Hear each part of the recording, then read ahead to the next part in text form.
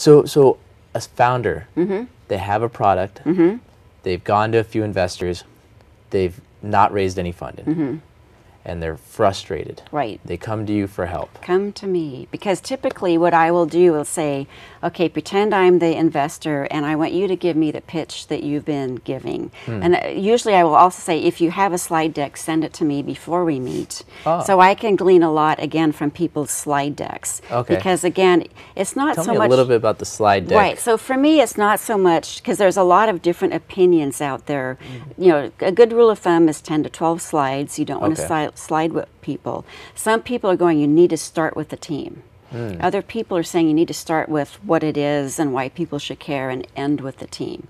For me, I've asked many people, and it doesn't, in my opinion, doesn't really matter as long as the information you need is there somewhere, and also that you're comfortable presenting the information. Okay. But for me, I can look at their slide deck. Is it too busy? If it's all text, that's the kiss of death. If there's too many graphs and there's 18 bars on a graph, it's too busy, because people don't think that way. Okay. So again, is it clean? Is it too busy? Is it messy? If you were just handed the slide deck, would somebody know what you're trying to say, right? And if it doesn't, then that's where I can start. Okay. The other thing I'll do is say, okay, I'm the investor, you know, tell me your pitch, and I'm going to give you $100 million if I like your pitch, right? No pressure. Yeah. But again, it's like I can tell a lot. Are they a meanderer?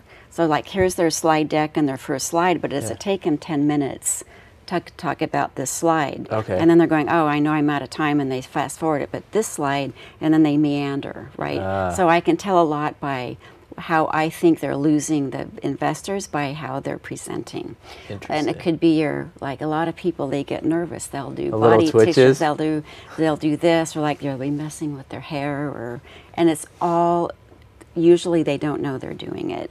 They could be clearing their throat. They could, if they're standing up, they could be shifting. You know, I know a couple of people and they just have this action around their throat, right? But they don't know it.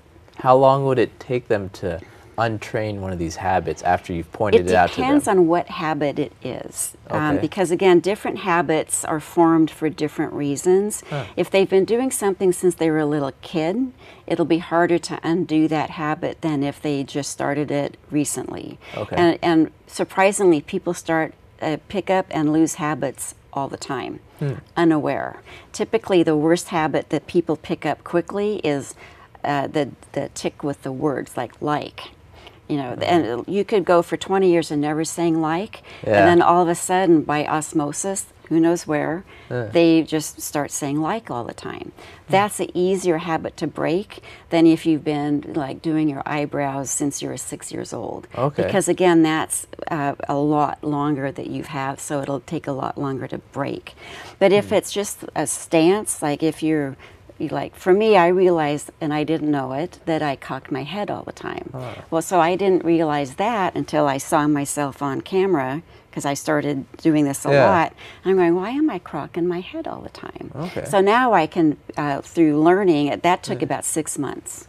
You know, so again, it just depends on what it is and how long you've been doing it. And the big key for me is how coachable you are. And are you willing to change it and going, you can't tell me anything, I already know everything.